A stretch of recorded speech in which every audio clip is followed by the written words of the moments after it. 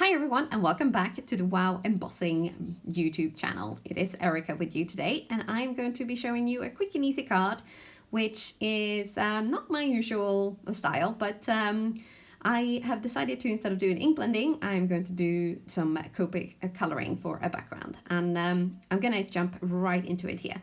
As you can see, I have my blue Copic markers and I'm just drawing fat lines onto a piece of cardstock. This doesn't have to be Nina or Copic friendly cardstock because you're just gonna add color to a background and then we're going to stamp a pattern and heat emboss that on top. So this is literally just to kind of add a little bit of color to your behind background, if that makes sense. So the colors I've used here are some of my favorite blues, and these are B91, B93, B95, B97 and B99. And I also have a brand new Hero Arts Misty and this background stamp from MFT Stamps called Knitted Sweater. So this Misty is brand new to me. I only just got it this week, and this background stamp I have not yet used. So I'm really looking forward to trying this out.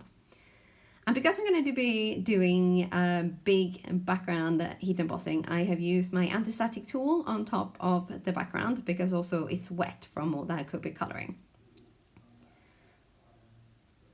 And I was a little bit over eager here, so I ripped that backing sheet, but oh well, at least I didn't rip the stamp, right? So linings and all that. And then with that placed into my Misty, I'm going to be getting my embossing pad out, and we are going to be adding a very, very generous layer here. So we only have to stamp once. As you can see, I'm going to town with that.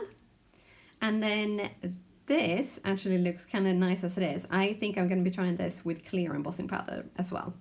But for today, I decided to use the bright white super fine embossing powder for all those fine little details. And we're going to be giving a very, very good and generous sprinkling of that on top of the stamping. And then we just tap off the excess. And there we have it, all ready for embossing. Or heat embossing even, yeah.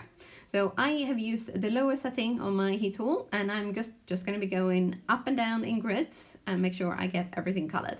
This is just something I do, especially when I'm doing a background. Instead of kind of waving my heat tool around, I tend to either go back and forth or in kind of like a bit of a grid pattern. It's just one of those little quirks that I have. It kind of, I guess it's a bit of a control thing, but it seems to work for me anyway. So there we have it.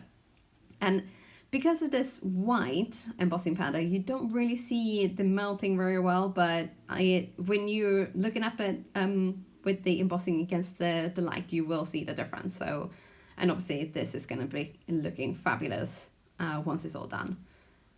Oh, I love that. And blue, in case you can't tell, because I'm wearing a blue hoodie as well, blue is my favorite color. And there it is, all ready. And the sentiment, we are not actually going to be, apart from the background stamping, we're not going to be doing any more stamping today. I'm going to be using these die cuts. These are also brand new to me. These are actually from a Danish company.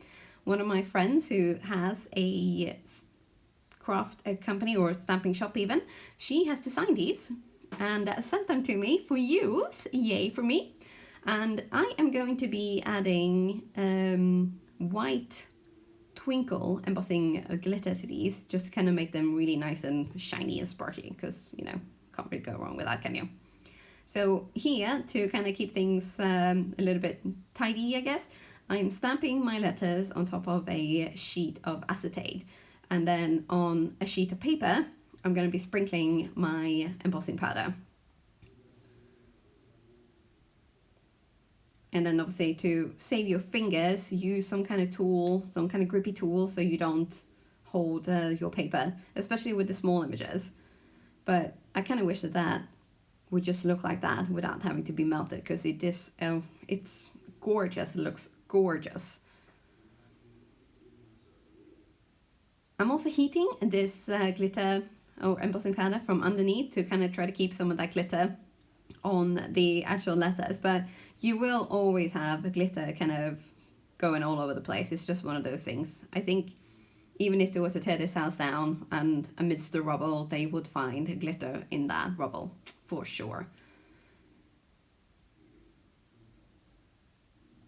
Then we're making quick work of the rest of our letters, and I've cut out the words or the letters, stay cozy, and we're gonna just do all these letters in the same white twinkle embossing powder, and then we're gonna add these right on top of the card.